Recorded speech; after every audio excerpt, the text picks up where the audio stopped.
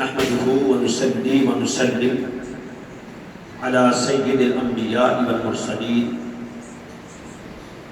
أما بعد بسم الله الرحمن الرحيم يا أيها الذين آمنوا لا تلهكم أموالكم ولا أولادكم عن ذكر الله ومن يفعل ذلك فأولئك هم الخاسرون وأنفقوا مما رزقناكم من قبل أن يأتي أحدكم الموت فيقول ربي لولا أخرتني إلى أجل قريب فأصدق وأكن من الصالحين ولن يؤخر الله نفسا إذا جاء أجلها والله خبير بما تعملون صدق الله العظيم اللهم صل على سيدنا ومولانا محمد وعلى آل سيدنا ومولانا محمد وبارك وسلم وصل عليه كما صليت وسلمت وباركت ورحمت وترحمت على إبراهيم وعلى آل إبراهيم إنك حميد مجيد.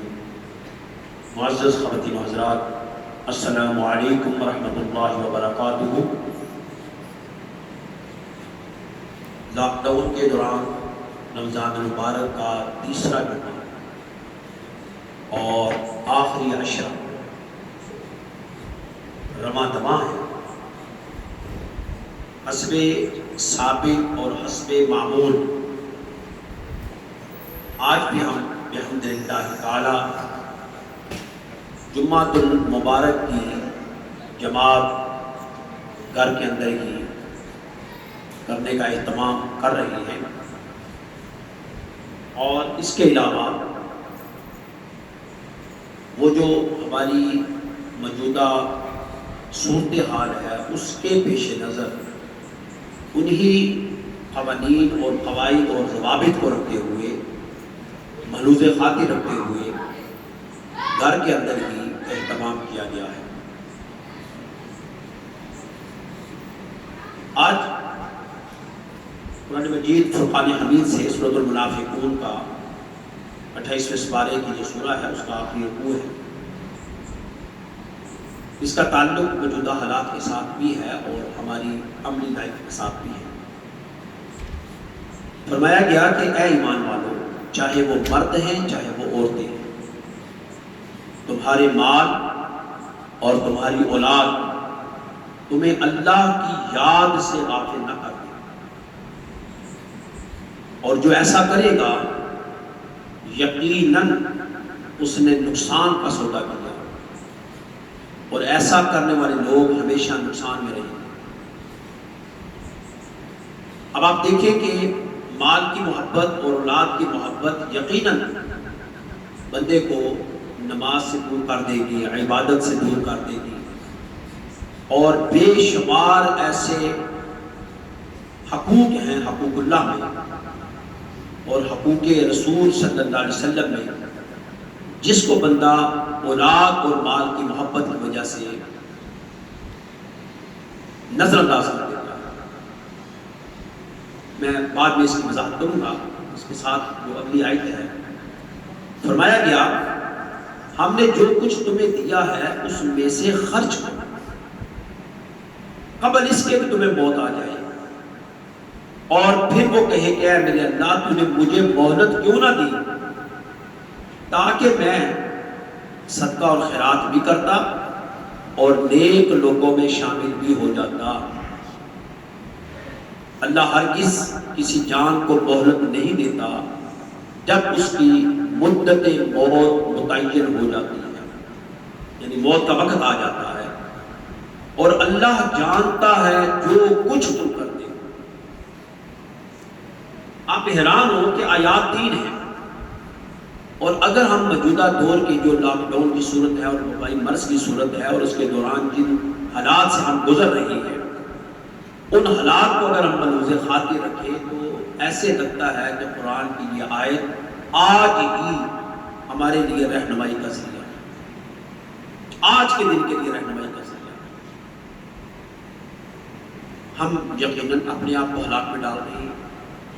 اگر مرد صاحب مال ہے تو وہ بھی ہلاکت میں ڈال رہا ہے، اگر عورت صاحب مال ہے تو وہ بھی ہلاکت میں ڈال رہی ہے. کیسے ہلاکت میں؟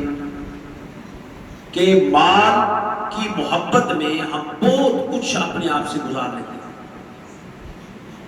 اپنے حدود اور قیود کو چینج کر لیتے ہیں، اور اس سے ہم اللہ تعالیٰ کے ذکر سے دور ہو جاتے ہیں، غفلت کا شکار ہو جاتے ہیں۔ کئیوں کے ہاں تو یہ ہے کہ چلو ہم توبہ کر دیں گے بعد میں، خیر ہے کوئی بات نہیں، اللہ کو راضی کرنا ہے، وہ بڑا رحیم ہے، وہ معاف کر دیں گے۔ اللہ کے آگے وہ کہتا ہے کہ جب وقت آئے گا تو تم کہیں گے کاش اللہ ہمیں مہلت دیتا، لیکن اب ہم مہلت نہیں دیں گے۔ میں بارہا دفعہ اس بارے میں ذکر کرتا ہوں کہ یقیناً وہ رحیم ہے، لیکن اس نے آخر ایک کائنات بنائی ہے تو اس کا کوئی راز تو ہے، پیغمبروں کو بھیجے ہے، اس کا کوئی راز ہے، اتنی بڑی یہ کتاب نازل کی ہے، اس کا کوئی راز ہے۔ انبیاء کے بعد، صحابہ کے بعد رضوان اللہ علیہم اجمعین نے اس دعوت کو لے کر وہ چلے اور کریا پہنچ گئے، شہروں میں نکل گئے، گھر بار کو ترک کر دیا۔ مدینہ جیسا مقدس شہر صرف آقا علیہ السلام کے پیغام کو دور دور تک پہنچانے کے لیے سفر کرنا پڑ گیا۔ خواتین دن رات تہجد گزاری میں لگ گئی، قرآن لکھنے میں لگ گئی، خطاطی سیکھنی شروع کر دی، عالمہ، حافظہ، قاریہ، فاضلہ خواتین بننا شروع ہو گئی، مرد بننا شروع ہو گئے۔ تجارت کی تو تجارت کے اندر بھی انہوں نے ایمانداری کا مظاہرہ کیا۔ نتیجہ ایک ایسا جمع غفیر دین کا پھیلا کہ اس جیسا آدم علیہ السلام سے لے کر عیسیٰ علیہ السلام تک کسی بھی امت کو یہ اعزاز نہیں ملا جو اعزاز آقا علیہ السلام کی امت کو حاصل ہے۔ فرمایا کہ اگر تم یہ کام کرتے ہو، غفلت میں چلے جاتے ہیں، تو پھر کیا ہوتا ہے؟ پھر تم نے گھاٹے کا سودا کیا، اولاد بھی دی، مال بھی دیا، اور تم اتنے غافل ہو۔ اور اگر تم غفلت میں نہیں پڑتے تو پھر سمجھ لو کہ اجر عظیم اللہ کے پاس ہے۔ تو اللہ کے پاس جب اجر عظیم ہے تو آپ یہ دیکھیں کتنا بڑا اجر ہے۔ وہ بڑا مشہور ایک واقعہ ہے کہ بادشاہ نے کسی درویش کو بلایا، اسے کہا کہ آج ہمارے پاس ہو، ہمارے محل میں۔ انہوں نے کہا بادشاہ کس جگہ ہو؟ کہ میرے محل میں۔ کس کو معلوم ہے یہ محل کو نہیں، یہ تو سرائے، اس دور میں دفعہ سرائی کراتا تھا، آج اس کو ہوٹل کہہ رہے ہیں۔ بادشاہ نے کہا میرے محل کو یہ سرائی کہہ رہا ہے، ہوٹل کہہ رہا ہے؟ یعنی ہوٹل کا مطلب ہے کوئی آ رہا ہے، کوئی آ رہا ہے، کوئی آ رہا ہے۔ اسے کہا بادشاہ صاحب آپ یہ بتاؤ کہ اس محل میں پہلے کون رہتا تھا؟ کہا میرا والد، اور اس سے پہلے ان کا والد، اس سے پہلے۔ انہوں نے کہا کوئی یہ تو نہیں کہ مستقل کوئی رہ رہا ہو؟ تو اگر کوئی مستقل نہیں رہ رہا تو میں کیسے رہوں؟ ہم درویش لوگ ہیں، اللہ کی ساری زمین ہے، جہاں موقع مل گیا ہم رہ پڑیں گے۔ ہم اس محل کو اپنے لیے جائز نہیں سمجھتے۔ تو اب بات انہوں نے تمثیلاً کہی تو بات بڑے بڑے کی کہ یہ جا جو ہے یہ ہمارے لیے آزمائش ہے، امتحان کی جگہ۔ اگرچہ ہم بہت ساری کلیکشن کر لیتے ہیں، جمع کر لیتے ہیں، میں تو کئی مرتبہ اس چیز کو جب دیکھتا ہوں بات کو، میں نے کہ اس کو خراب ہونے دیا کروں تاکہ آپ کے اندر یہ چیز پیدا ہو کہ یہ چیز خراب ہونے والی ہے، یہ دماغ والی چیزیں نہیں ہیں۔ آپ کو پتہ چلے کہ لکڑی کا کیا آخر اس کا بھی کچھ ہونا ہے، آپ کو پتہ چلے کوئی چیز خراب ہوگی مت پریشان، یقیناً اس کو خراب ہونا چاہیے تاکہ آپ کے اندر کی جو دنیا کی لذت اور محبت ہے وہ ٹوٹ جائے۔ پھر اسی طرح کہ جب خراب ہو جائے فوراً صحیح ہو جائے، نہیں، اس کو لانگ ٹائم ٹھیک ہے، کوئی مسئلہ نہیں، پھر کیا ہوگا؟ نقصان ہو گیا، خسارہ ہو گیا، انسان بے صبری میں چلا جاتا ہے، نہیں، صبر کر، شاید اللہ کسی اور جگہ سے اس خسارے کو پورا کر دے۔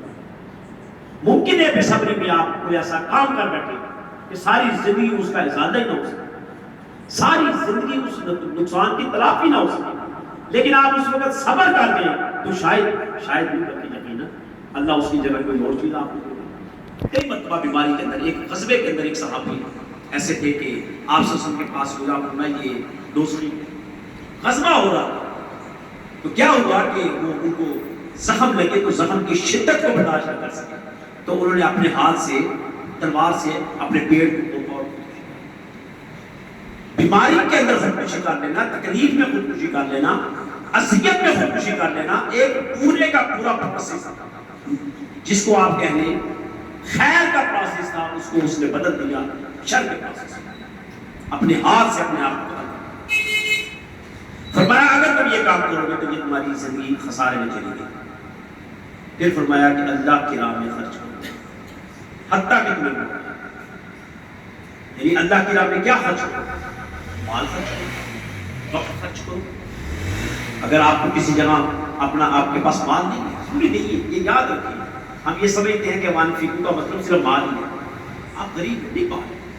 اگر آپ 10 منٹ کے لیے بیٹھ کر اللہ کی باتیں سن لیں، یہ بھی خراب ہے۔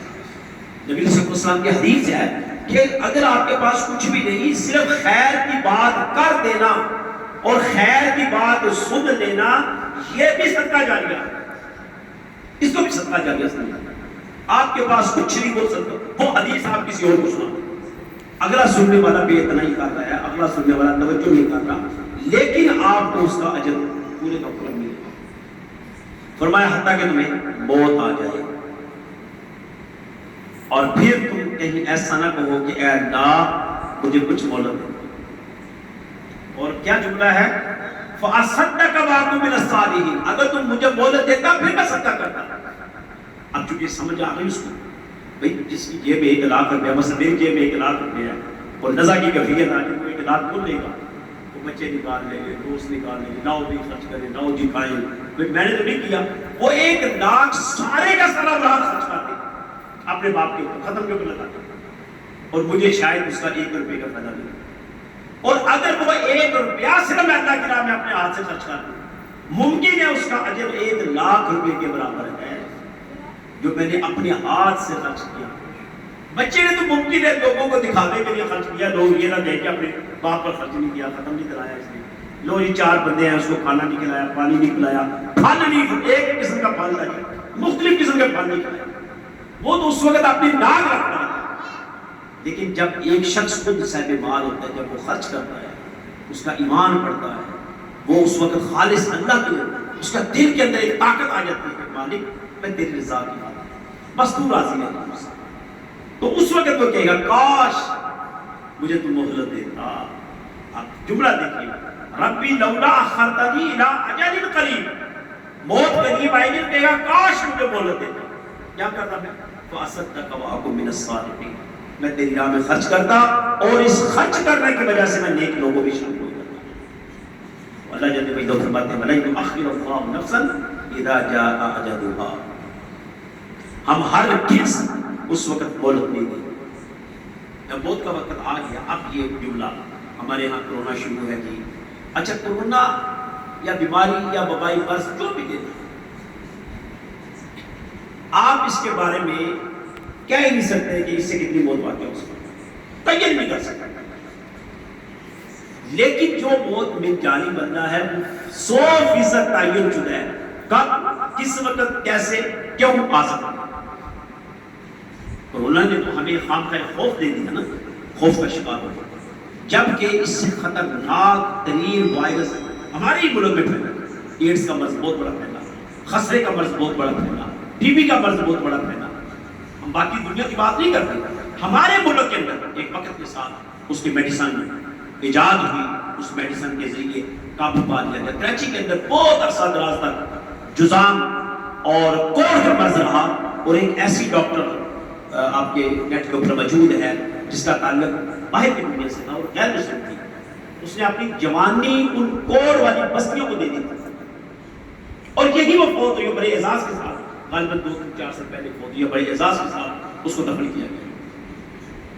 تو آپ یہ دیکھیں کہ کیا وہ کوڑ سے بڑی ہے، علاج کوڑ کا کرتی رہی ہے، جزام کا کرتی ہے، طاعون کا کرتی رہی ہے، اس بستی میں رہی ہے، لیکن اس سے اس کو موت نہیں واقعی، موت اس کی تباہی ہوئی ہے، اور ایک عرصہ خدمت کرنے کے بعد۔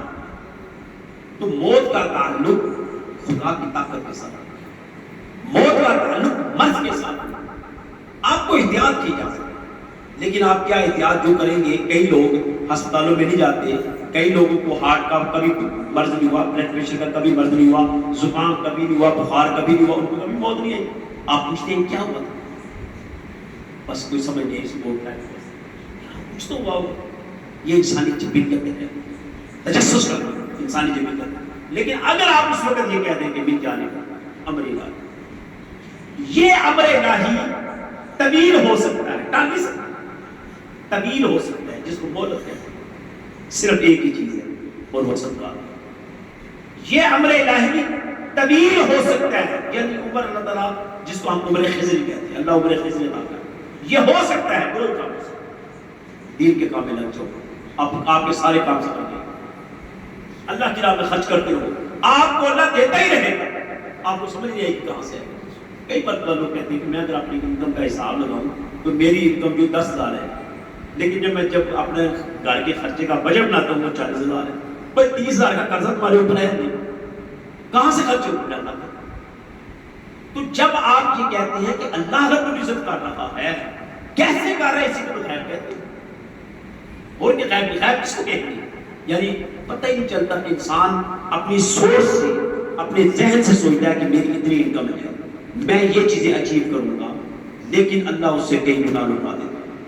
لیکن وہ لوگ اللہ دی جمع مال معدد، جو مال جمع کرتے رہتے اور گنتے رہتے ہیں اور سمجھتے ہیں کہ ہم اس مال کے مالک سے ہیں، ہم اس مال کے مالک ہیں، بس یہ ہمارا ہے، یہ ہمارا ہے۔ تو وہ بڑے پیارے اشعار صوفیہ کرام کہتے ہیں، بندیا نہ تیری نہ میری، نہ کر بندیا میری نہ تیری نہ میری، یہ یہی رہ جاتی ہے تیری اور میری، اور لینے والے لے جاتے ہیں، اور پھر کہنے والے یہ کہتے ہیں کفن کی جیب نہیں ہوتی، پھر کہنے والے کہتے ہیں کہ خالی آ جاتا ہے۔ رسول کے بارے میں بڑا مشہور جملہ ہے کہ جب وہ دنیا سے جانے لگا تو اسے شرق اور غرب تک حکومت کی، یعنی شرق غرب سے کیا مراد ہے؟ سورج کے نکلتے ہوئے وہاں تک اس نے انسانوں پر حکومت کی، اور جہاں سورج غروب ہو رہا ہے وہاں تک اس نے حکومت کی۔ تو جب جانے لگا تو اس نے کہا کہ مجھے ایک بات کرنے دو لوگوں سے، کیا؟ اس نے کہا دیکھو میں خالی ہاتھ جا رہا ہوں، خزانوں کے بار کا مالک، زمینوں کی زمینوں کا مالک، سلطنتوں کی سلطنتوں کا مالک، لیکن میں خالی جا رہا ہوں۔ تو پھر خالی جا رہا ہوں تو کون ہم کو کام آئے گا؟ وہ جو اللہ کی نعمت ہے۔ کون سا وقت کام آئے گا؟ وہ جو اللہ کی نعمت ہے۔ کون سی جوانی کام آئے گی؟ وہ بڑھاپے کی نمازیں نہیں، وہ جوانی کی بات۔ ایک طرف جذبات ہیں، نیند ہے، غلبہ ہے، سوچیں ہیں اور مختلف خواہشات ہیں، اور ایک طرف بندہ اٹھے وضو کرنا شروع کر کے اور صحیح دیکھ بھی اللہ کی بارگاہ میں جھکتا۔ تو فرمایا وَيُؤَخِّرُ اللَّهُ نَفْسًا إِذَا جَاءَ أَجَلُهَا، اجل دوسرا لفظ میں کہنا چاہ رہا تھا کہ وقت متعینہ، اجل کا وقت جو ہے یہ متعین ہے، دنیا کی کوئی طاقت اس وقت میں نہ کمی کر سکتے نہ بیشی کر سکتے۔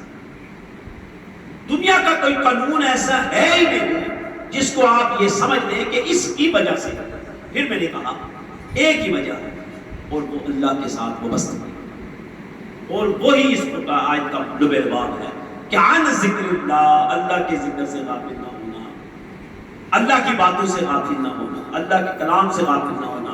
تو اللہ کی جب بات ہوگی تو رسول کریم صلی اللہ علیہ وسلم کی بات ہوگی، کیونکہ حضور علیہ السلام کے متعلق اللہ نے فرمایا من یطع الرسول فقد اطاع اللہ، جس نے رسول کی اطاعت کی اس نے اللہ کی اطاعت کی۔ اور میرے آقا علیہ السلام نے خود فرمایا من اطاعنی فقد اطاع اللہ، جس نے میری اطاعت کی اس نے اللہ کی۔ تو آخر میں اس آیت کے ساتھ بات اس طرح اللہ رب العزت رکوع میں ختم فرماتے ہیں، اللہ جانتا ہے۔ کیسا جملہ! آپ پنجابی میں کسی کو کہہ دیں یار مجھے پتہ تو جو کچھ کر رہے ہیں، تو آپ ایک دم ہل جاتے یار اس کو میرے پتہ ہے، میں مثلا اگر جملہ یہ کہہ دوں میرے فراڈ کا پتہ ہے، اس کو آپ نہ پازیٹیو باتیں کریں کہ میری نمازوں کا پتہ ہے، میری بےایمانی کا اس کو پتہ ہے۔ اب ایک انسان دوسرے انسان کو فقط وارننگ دے دے، تھریٹ دے دے، وہ ایک دفعہ اپنی جگہ سے ہل جاتا ہے۔